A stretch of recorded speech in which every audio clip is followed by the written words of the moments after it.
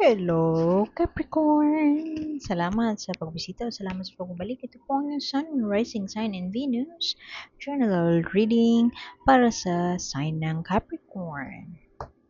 Para po to sa Abril 2025. Bago ang ating mga decks, ilalagay ko sa lalabas siya. Kung nasa YouTube ka, lalabas siya sa as a card dyan sa dito. Basta dito sa baba ng screen. Lalo na ito, maganda tong companion as kasi meron tong parang magic oracle cards. Meron tong parang how to do some magic. Meron mga herbs and whatever na kailangan mong gawin para maprotektahan yung sarili mo or para magka-manifest. And then this one, this is a couture tarot. Medyo dahil Aries season ngayon, gagawin nating bold ang ating decks. Very, very bold ang deck na ito. Mm. Okay. So,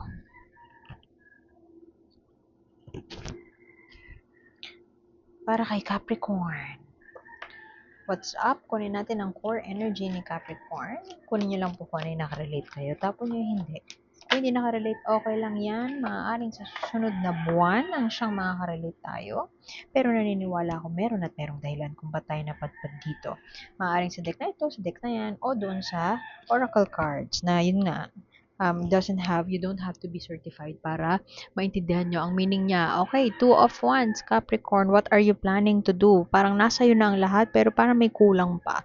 O kaya naman meron kang may gusto kang planuhin. You are at a crossroads right now, thinking na ano na ba nagawa ko, o kaya mga projects ko recently, ano pa pwede kong gawin? Ano pa ang pwede kong i-explore? Tingnan mo, hawak niya yung mundo, pero ang layo ng tingin niya. Hindi naman sa hindi ka satisfied, pero pwedeng 20% siguro hindi ka satisfied. Parang hindi ka kinikilig, hindi elated ang iyong puso, kaya walang kilig sa iyong puso sa mga ganap sa buhay mo ngayon. So, lalo na Aries season, parang mapusok o malakas ang passion ng lahat. And they want to start something new. Si Capricorn mukhang at this point in his or her life, mukhang napapaisip ka na parang meron pa akong gustong gawin. There's something out there that needs to be done. There's something out there na gusto ko pang i-explore. At malakas yung yung pag-iisip na yan na meron ka this month or sa Abril, parang ano bang pwede kong gawin? Ano ba bang pwede ko explore? Kuha tayo ng mga clarification cards mula sa deck na ito. Expect na medyo magulo ang deck na ito. Yung artwork ng artist ay collage. So, hindi siya, kumbaga, acquired taste siya. Uy! Queen of Wands. Kasi sabi ko lang na you are trying to, parang wanting to explore something. Kasi ang enerhiya ng Queen of Wands ay parang, parang looking at the world in multicolored glasses. Parang, gusto ko to yung itry, gusto ko tong gawin. Parang I just wanna don my favorite outfit and go out there and speak my mind. Do whatever I want. Do what I want to do. Explore the world in various lenses. Parang hindi magsisettle si Capricorn. Mukhang this April Capricorn will try perhaps create something. Venture into a creative project, pwedeng ganon. Venture into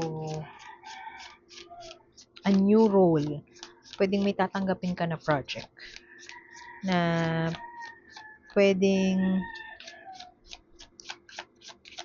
ewan ko, ad agency o kaya naman ay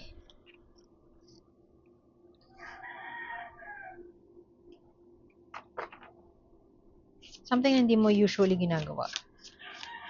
Next, Two of Cups in reverse. Sorry, ang pumasok sa isip ko, maghanap ng away si Capricorn. Maghanap ko ba ng away or gusto mong awayin yung partner mo para hiwalayan ka na? Pwedeng ganun. Kasi disharmony yan. Parang you are at this parang point in your life na parang ano ba 'to, parang kulang, parang hindi ito yung gusto ko, hindi ito yung tinitibok ng puso ko, ayoko na, parang I don't wanna be in this situation anymore.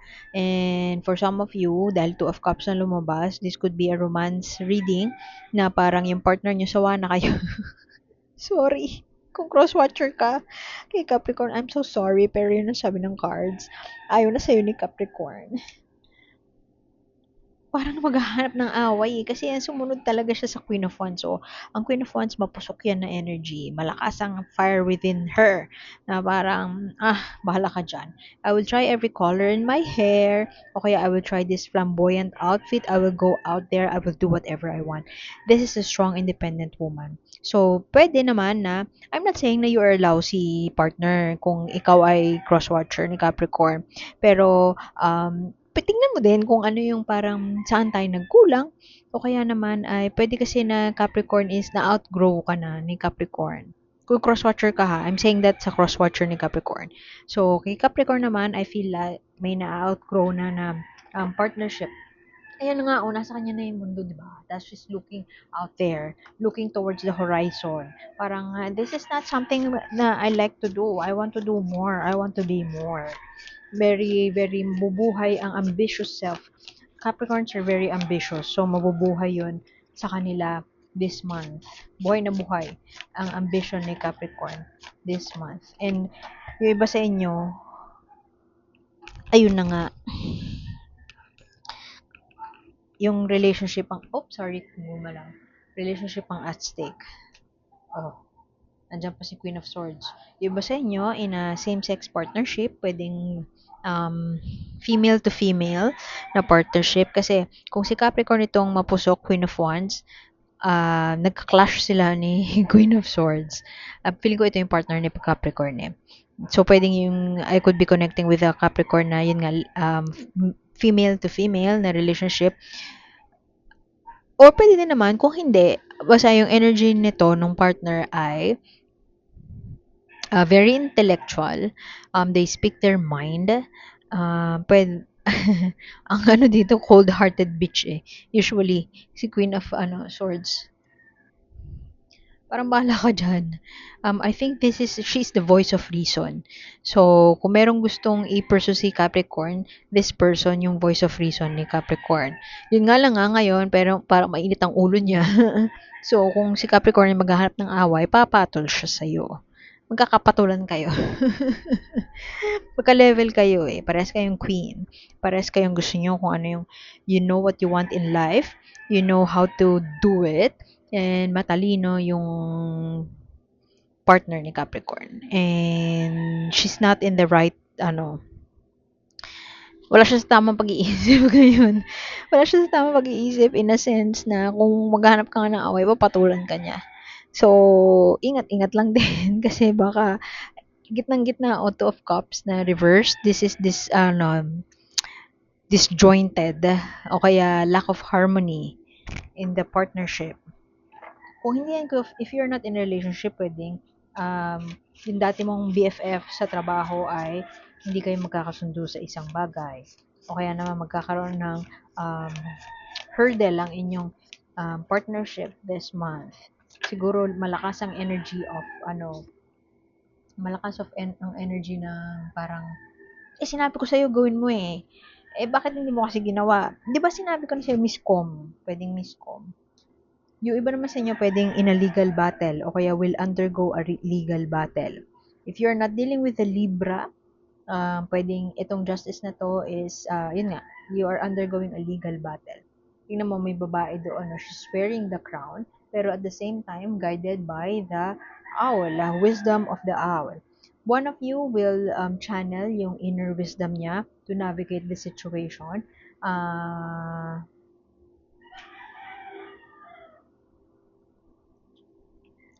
And one of you will pursue a case. Pwedeng ganun.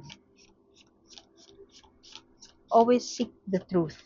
Kung ang pag-aawayan nyo ay galing sa isang chismis, reminder yung justice na seek for the truth. Always follow the truth. Huwag maniwala sa sabi-sabi at huwag maniwala sa chismis. Pwede kasing chismis ang sisira sa inyo, sa pagsasama ninyo. Alam mo yun, nagkataon na parang si Capricorn ay na niya magstay.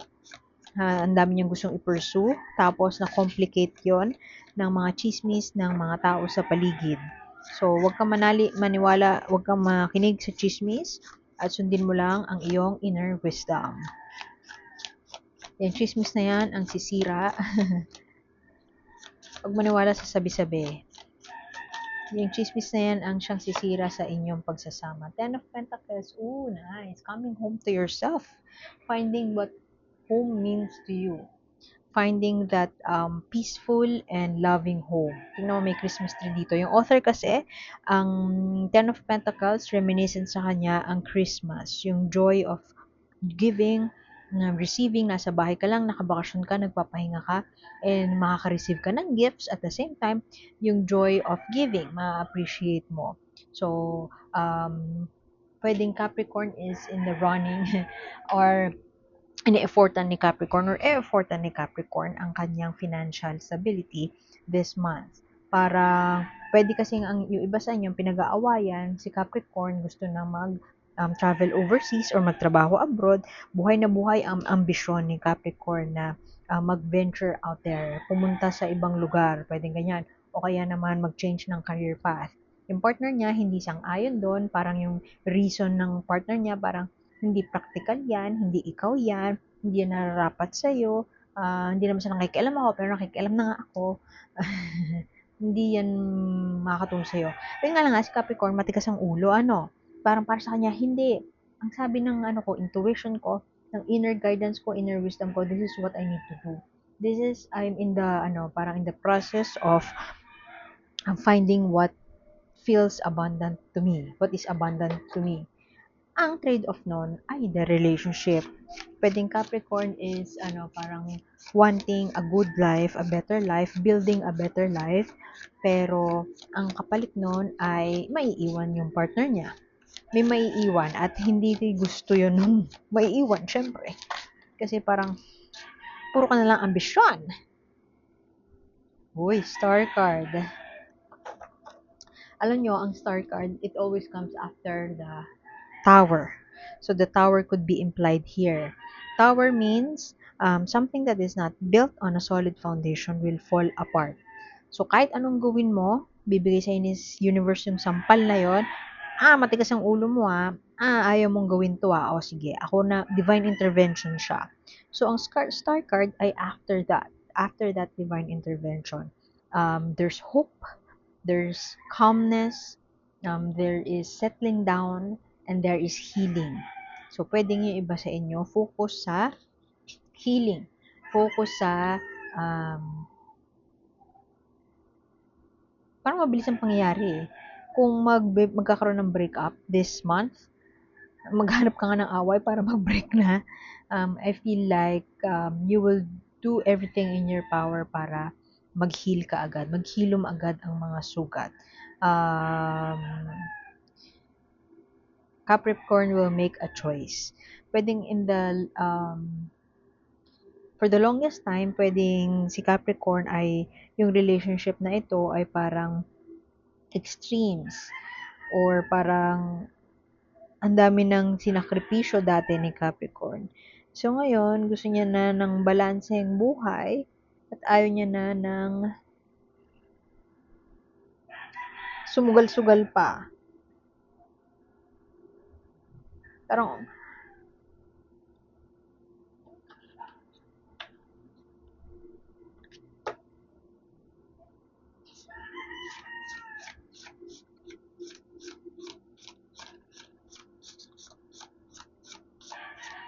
ayoko na ng sobra-sobra. Ito na yung gusto kong i-pursue. Ito na ang maglalagay sa akin sa tahimik. Kung ang nung kapalit nun ay yung relationship ko, then so be it.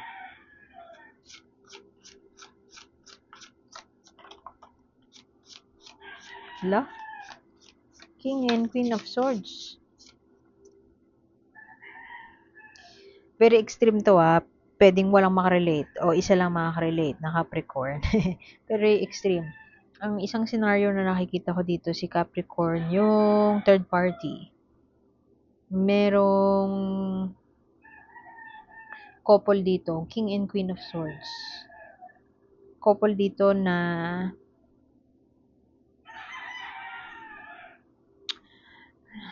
ang extreme kasi threesome yung threesome yung hindi siya wholesome.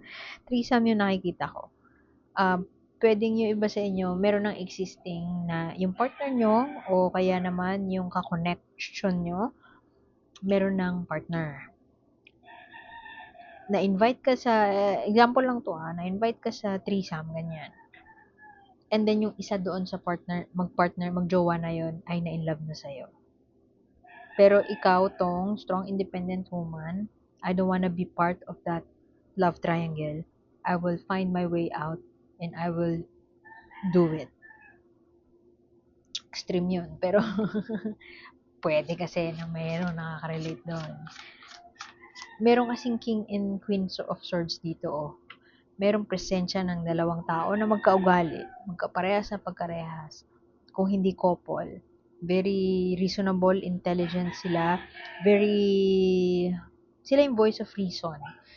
For the longest time, pwedeng may imprint na sila kay Capricorn and may impluensya na sila sa buhay ni Capricorn. Pero si Capricorn ngayon will make a choice. Hindi ko nakikita yung lovers dito, pero I feel that si Capricorn ayaw na sa sitwasyon na ayaw mo na kung nasan ka ngayon. There's something out there that you need to pursue. And kung ang kapalit nun ay ang magandang relasyon na na-establish mo na with this king and queen na pwedeng Aquarius, Libra, Gemini, na very smart individuals, very intellectual. Kaututang dila mo, natutuwa ka sa conversations nyo, pero you just don't wanna be part of it anymore. May Virgo pa dito. Libra, Virgo. Pwedeng ikaw yung third party sa Libra, Virgo relationship.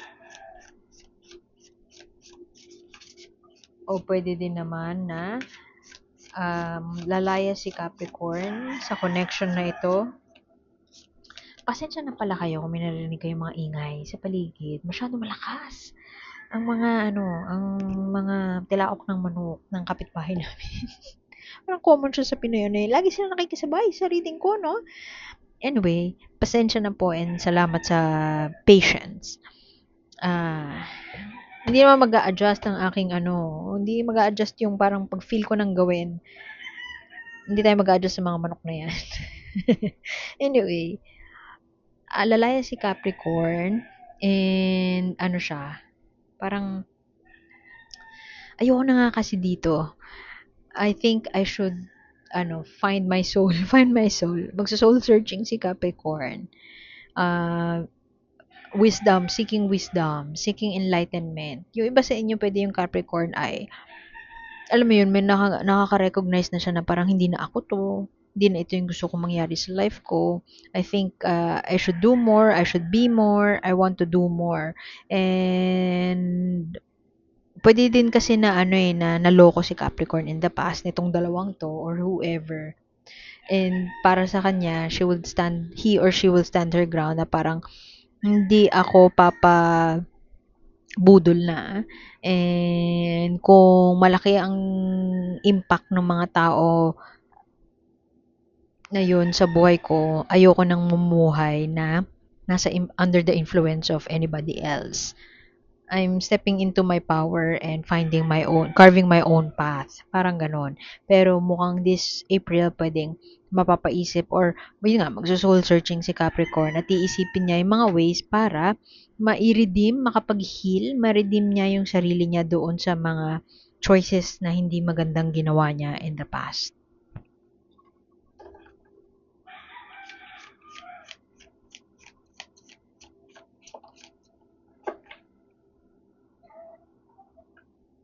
What do we have here? Okay, Three of Swords. Getting out of a heartbreaking situation. Yun na nga. Merong may nanakit kay Capricorn. Pero ang maganda doon, hindi gagamitin ni Capricorn yun as yung wounds na yun, hindi niya i-romanticize yung wounds na yun. Ang gagawin ni Capricorn, parang looking towards the future at magta-try siya na i-heal, gumaling para doon sa past heartache na yun. Kasi ito, ayan o, Three of Swords, this is heartbreak. Pero having it reversed, wearing the red boots and parang I'm gonna go out there and parang tell the whole world na eto talaga ako, dito ako masaya, may nagawa man akong pagkakamali in the past, nasa past na yon at hindi ko gagamitin yung wounds of the past or trauma from the past para makapanakit pa ng iba. Parang walking away. Hindi ko nakita yung Eight of Cups dito, which is yung walking away. Pero yun yung energy na napipick up ko sa reading ni Capricorn. Getting out of a heartbreaking situation and building the foundation towards a life well lived. Yan ang nakikita ko na tatahakin ni Capricorn. Meron dalawa. Actually, itong King of Swords na to, tsaka Queen of Swords, pwedeng parents din ni Capricorn yan eh. Parang pareha sila na dinudukduk si Capricorn na ganito na yung gawin mo, o kaya tinatry na i-influence siya sa mga bagay na dapat niyang gawin. Pero Capricorn is stepping into her power and finding her own power. Finding his or her own voice. And lalayo na siya sa poder ng magulang. O kaya lalayo na siya sa poder ng mga guardians na yan na may mga tinanim sa utak niya na ayaw niya ng hindi na siya naniniwala doon. Hindi na same ng belief system ni Capricorn ngayon. Na-outgrow niya. May na-outgrow mo na eh. May na-outgrow na si Capricorn. Anong oracle message para kay Capricorn? The Dragon. Oh, it's time for an energy cleanse. Forgive yourself. Oh, perfect. Keep your self-sabotage in check. Parang nasabi ko to kanina. New opportunities on the way. Basahin natin yung baka mas makatulong. Basahin natin yung guidebook. Nasabi ko na kanina yung mga yan. New opportunities on the way. There's something out there na gusto nang i-pursue ni Capricorn. The dragon. Dragons are powerful and majestic creatures in mythology. Legend has it these protective draconic beings carry deep wisdom, reminding us that protection isn't only about physical strength, but also intelligence and understanding. When the dragon is watching over you, feel its support and allow its energy to guide you, as you are being called to trust your own judgment on situations. Now is the time to tune into your insightful wisdom for protective guidance. A dragon never underestimates its character analysis of those it encounters or the surroundings it finds itself in. Just like the dragon, you must also trust your own instincts and discernment when encountering questionable energy. Use your wisdom to navigate relationships and situations wisely. Take your time. Call in your dragon energy and you'll find strength and power in your choices. This dragon is carrying black tourmaline to bring protection and powerful resilience. You may also wish to carry some black tourmaline with you to summon your inner dragon wisdom. Ang magic. Dragons can make great companions. They bring guidance and assist with spell work. Summon your own dragons to join your spiritual entourage. Close your eyes and summon your dragon to your mind's eye. What do they look like?